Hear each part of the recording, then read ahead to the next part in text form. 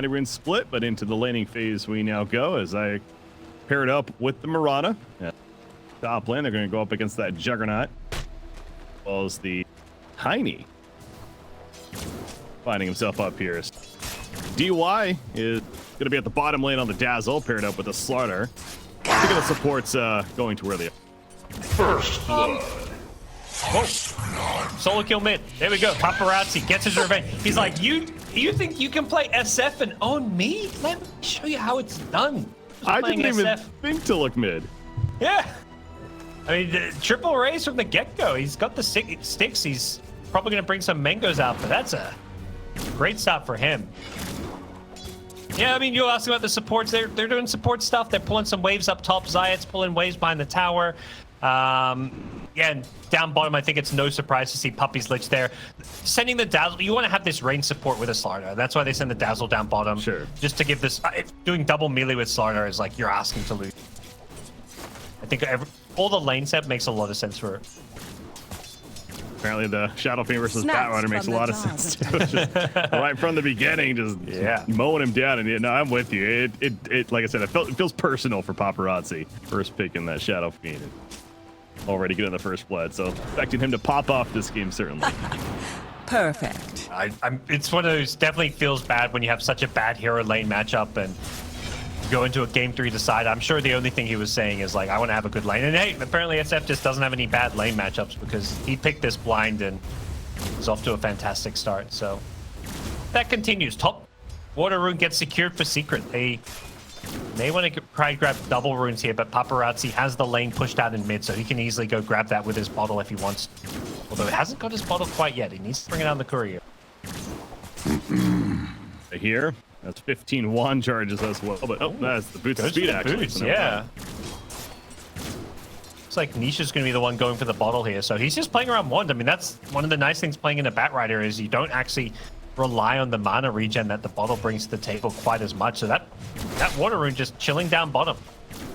I don't think Paparazzi's going to give Nisha the free refill. At least he shouldn't. Maybe he'll, you know, if he gets a lot of creeps out of it, he'll give him the refill. But at some point, Paparazzi should just go deny that bottle rune. Focus on the creep kills and even get some braces on Anisha once again. Pokes in a little bit. No. Yeah, 15-8 on the Shadow Fiend, 6-1 on the Batrider. So got the early kill and is just dominating with the CS. No looking back. Bottom lane? Yeah, absolutely not. Bottom lane, no. DY. You're going for the kill on Puppy. The stun missed initially. Puppy turn kill on a DY first. Old 11 there to clean it up and make it a 1-for-1 at least. We'll hit another Slithering Crush and well, he's killing him here. Just gonna get as much damage as possible. In some ways better for old 11 there on the Xtreme Gaming side. He gets the solo kill and the solo XP. Like his buddy's already dead, so he doesn't give up anything. An easy shot. It's actually going to be Zayat swooping through and I guess securing the rune here for Nisha. Okay. Zayat's is feeling like he hasn't really got a good place in this game right now. Like the top lane with the Juggernaut is just, there's no real kill threat here, which is why the Jug was such a good pick against the Nick Assassin. Because you've always kind of, you know, you can go for an Impale, but if you try Vendetta hit into Impale later on in the game, you're almost always going to get Blade Fury off. It just gives you one less core to try and gank, and even during the lane stage, we're seeing Zayat, like he's trying to secure this mid lane a bit for Batrider, but as a result, Rezo's not having the best time necessarily up top.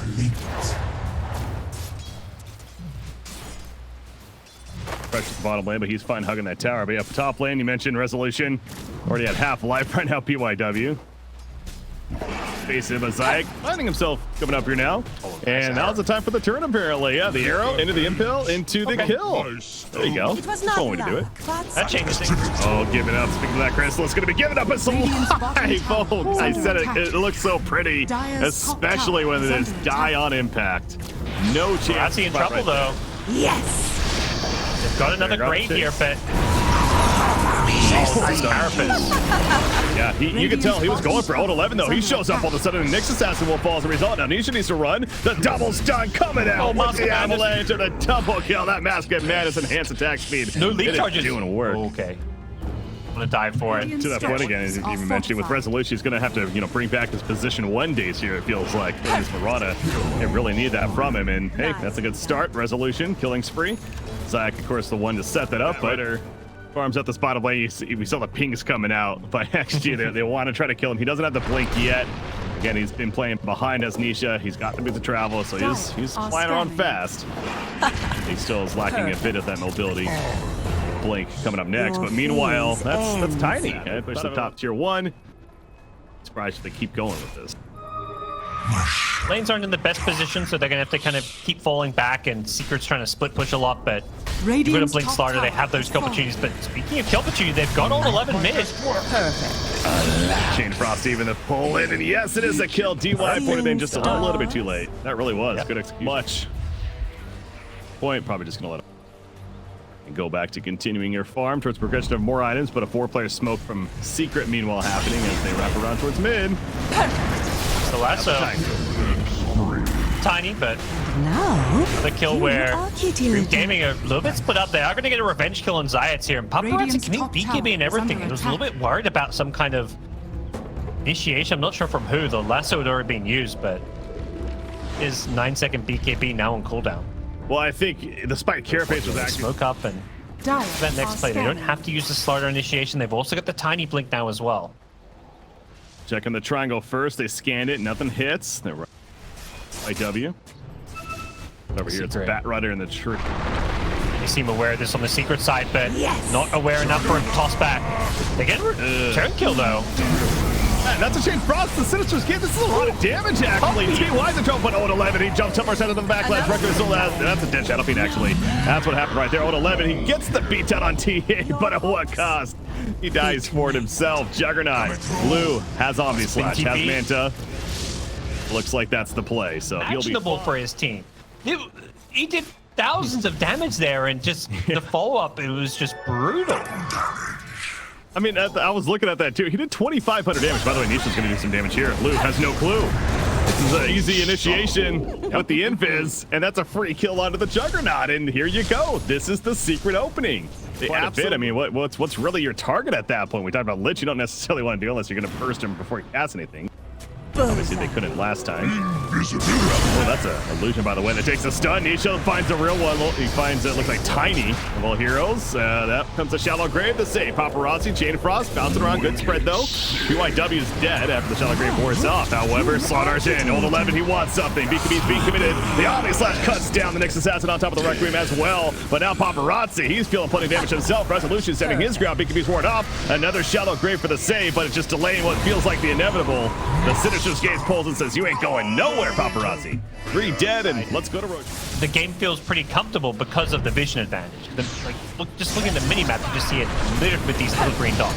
That's a Juggernaut. That's a great catch initially. The gaze pull in the grave. Again, it's going to save him initially, but for what cost? He's going to go Omni Slash, so that's pretty big in the end. He's spinning away. He's still alive. The Mantis down. No! You saw the auto attack flying out from TA. As soon as it connects it, it secures the kill. So Nyx Assassin dying for this. The front lines are just dying to right-click damage. This Mask of Madness is not something he actually wants to use in these fights anymore because it makes him way too squishy. Roshan, about 2 minutes, so of time and Secret just goes. The 5-player smoke, they're going in. Nisha's ready. Something to show you. Gets the Tiny. There you go, the easy pullback and the easy kill. It's like, what can you do if you're XG? You're basically, okay, you know what? Could have been worse, I guess. So they accept time to make a play.